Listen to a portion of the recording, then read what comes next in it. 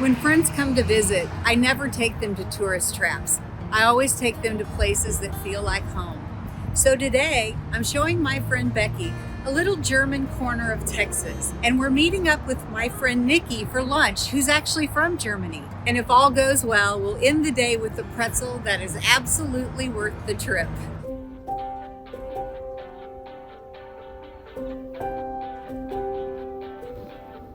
Welcome to Whisked by Angela. Here you'll come with me on all my adventures, both big and small, and see what inspires me along the way. There is always something about a day that really stands out, something that really sticks with me. So I head into the kitchen and I create a dish inspired by wherever the day leads me. If you love great food, new experiences, and living life fully, you're in the right place, and I'm so glad you're here. There's something funny about showing someone your town. You suddenly see it through their eyes. The signs you stop noticing, the buildings you pass every day, even the way the air feels. And New Braunfels, Texas feels like you stepped into another country. But you didn't have to leave Texas. I love this place, and I love that it doesn't feel themed. It feels lived in. It's loud, it's warm, it's unapologetic.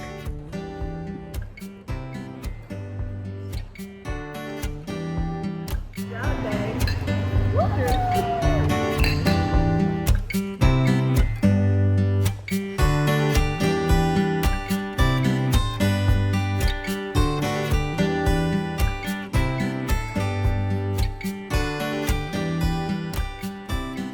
Yeah, this is what I was hoping for right here. That chew, the salt, that warmth. You know when something tastes exactly like it should? Not complicated, not trying, just right.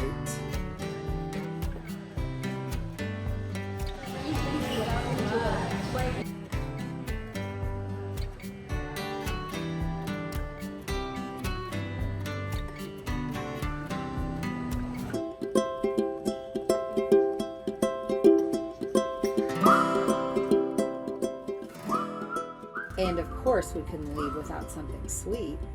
Nikki insisted we try her favorite German dessert.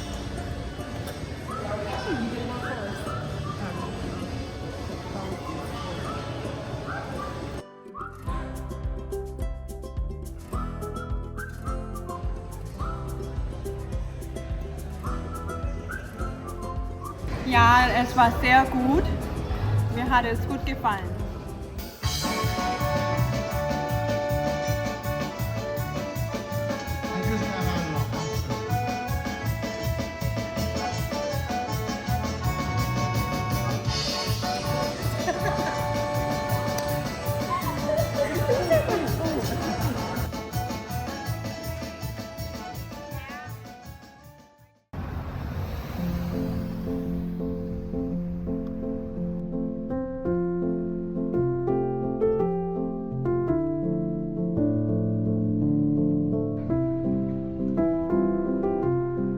German names everywhere.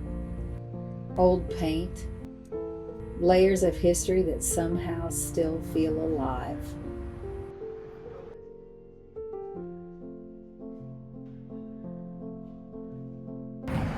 Over here. We stopping or we just walking? We're just walking. I love this place. Let's go in here.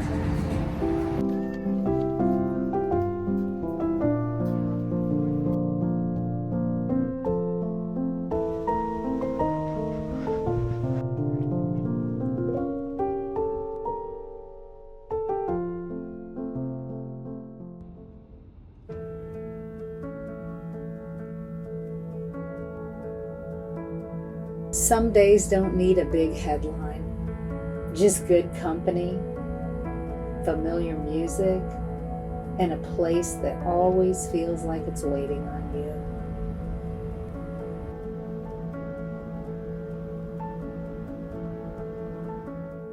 I love showing off my hometown to my friend Becky. We had a great day, and I'm so glad that my friend Nikki could join us. Becky's headed back to the Midwest now, and I'm gonna be honest with you about the recipe. I came home that evening and decided pretzels were it. I had to make the soft Bavarian pretzels. And it was a good choice, but this is a challenging recipe. And in all honesty, it took a couple attempts to get the pretzels right. So I perfected the recipe, and I believe that now I have all the tips and tricks for you to make this successfully.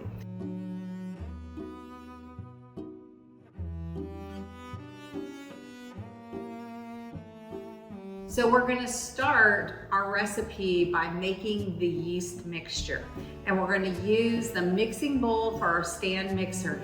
And you will need a stand mixer for this recipe. This dough is very intense. So in this bowl, I have already added a tablespoon of barley malt syrup. I had to order this online, and it did take a couple of days to come in. I'm gonna add 1.5 cups of very warm water, about 110 degrees, and we need that to help activate our yeast. To that, I am going to sprinkle over the top 2 packets of rapid rise yeast. We're just gonna sprinkle over the top of the water. So we have it all in there. And then I'm just gonna take a whisk, and I'm just gonna quickly stir this together. I want to incorporate the syrup into the water, and I just lightly want our yeast to get mixed in. Do not overdo this because we don't want to mess with the yeast. We're gonna let the yeast do its thing. I'm gonna take the bowl, I'm gonna put it in a warm corner of my kitchen, and I'm gonna leave it for 10 minutes. Our yeast mixture is frothy and bubbly and ready to go. I'm going to add 2 teaspoons of fine sea salt and 4 cups of bread flour. And we're just gonna put all of this in here, just like that. We're gonna turn the mixer on low and let it all work together. And once all that flour is mixed in, then we're going to turn it up to medium speed, and we're gonna let it do its thing for 5 minutes. Stand beside your mixer the entire time, because this is a tough job and this thing may jump a little bit, and you wanna be right there if that happens.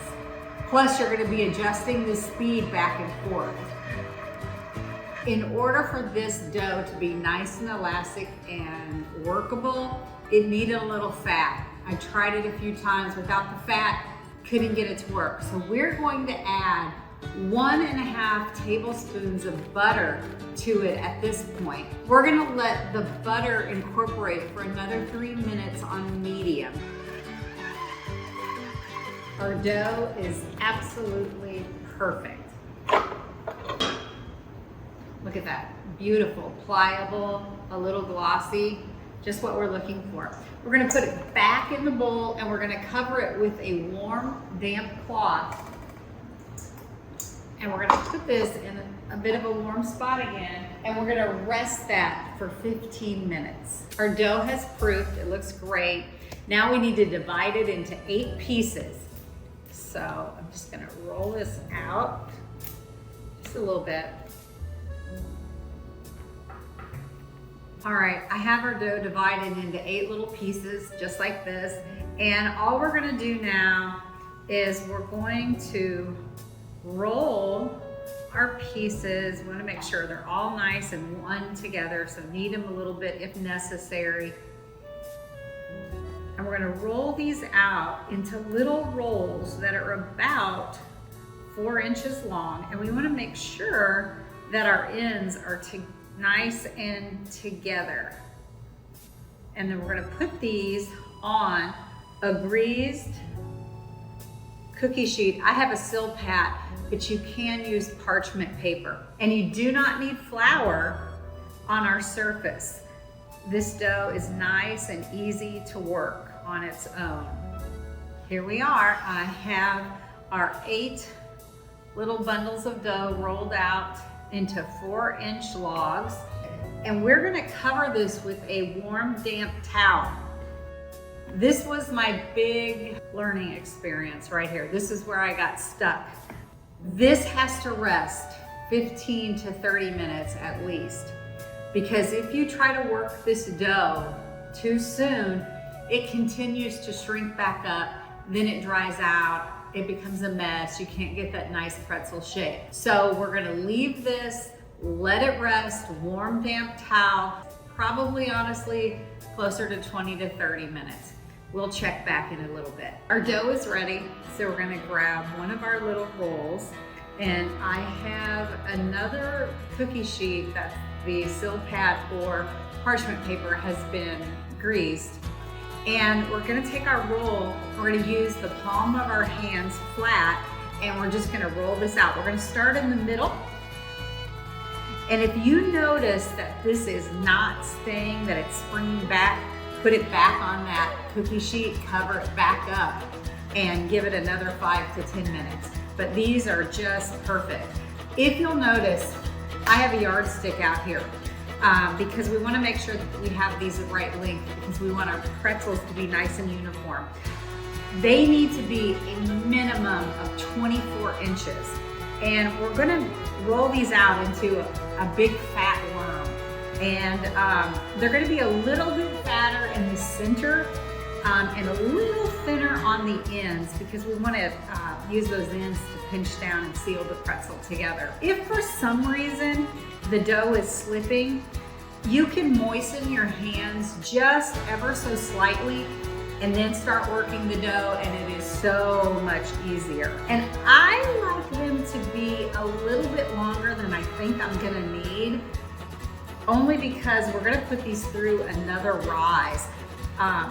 And so they're gonna get fatter. But let me explain to you, the thicker this row, the softer the pretzel.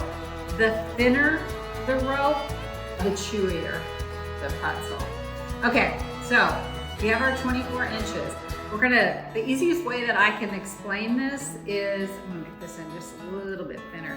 We're gonna do a U, we're gonna cross, one more cross, bring our ends back, dunk them down to seal, and we have a beautiful pretzel.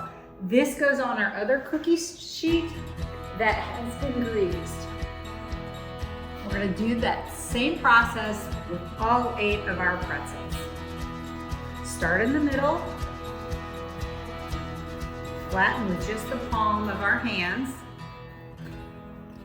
the middle working out toward the ends, and we want to taper those ends down just ever so slightly. This does take some work, and it does take a little bit of skill practice, I will tell you that. This was the hardest part, but once you've got it, you got it. And I love making these pretzels now. I don't know if it's just a sense of accomplishment and overcoming the recipe and all the difficulty, but I tell you, I really enjoy making these, and people are so impressed when you give them a handmade pretzel. They're like, oh, where did you get these? You made them? What? The U, cross them over, cross again, tape down the sides. We're just gonna cover them and let them proof for about 30 minutes. The pretzels have rested for 30 minutes and they have risen and they look beautiful. Now I have placed plastic wrap over them. I've taken the towels off, and these are gonna go into the refrigerator for 1 hour or overnight, whatever works best for you. This is a really important step. That refrigeration process hardens these up, because the step after this is the lye, and we need to make sure that these are not soft and mushy and that we can handle them easily, so it's safe with the lye, but also that resting in the fridge is part of what gives them that really firm, chewy texture to the exterior. So say goodbye, because you will see these in an hour to overnight. This is the part that makes these pretzels truly authentic. They've come out of the fridge, they've rested, they're a little bit harder. Now we're gonna make our lye solution, and we're using food grade lye. We're going to wear safety goggles, plastic gloves, period. You have to have a window open. This is a very toxic, dangerous chemical if it comes in contact with your hands, your eyes, and you definitely don't want to be breathing it in. So 1 liter of cool water, and we are going to sprinkle 2 tablespoons of food grade lye over the water. This has to be cool water because the lye is going to heat this water up. Plastic rubber spatula. Just be careful while you're doing this. Some people do use a baking soda solution. Personally, I think you can really tell the difference between a lye bath and a baking soda bath. So we want as dark golden brown and chewy of an authentic pretzel as we can get. So we're using lye today. We're gonna take our pretzels. We're going to drop them into the lye solution, and we're gonna let it set anywhere between 10 and 30 seconds. And we're simply gonna flip it over another 10 to 30 seconds, whatever you think is best. Then we're gonna pull it out, and we're just gonna let that drain. And we're gonna do that to all the pretzels. We're going to sprinkle our pretzels with pretzel salt as much as you'd like.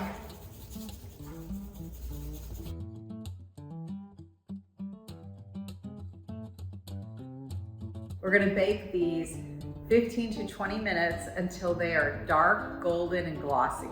These came out beautifully. Last thing I'm going to do is I have some melted butter, and I'm just going to brush them with a little bit of melted butter, and this is gonna even soften them up further. I'm really, really happy with these pretzels. They do take a lot of work, and I'm dying to try one.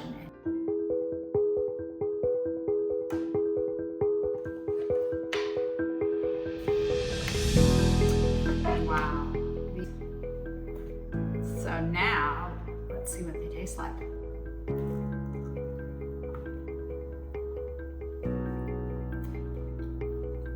We got it. Soft inside, chewy with a firm bite on the outside. They definitely have that distinct pretzel flavor. These pretzels can rival any bakery pretzels I've ever had. I'm proud of this one.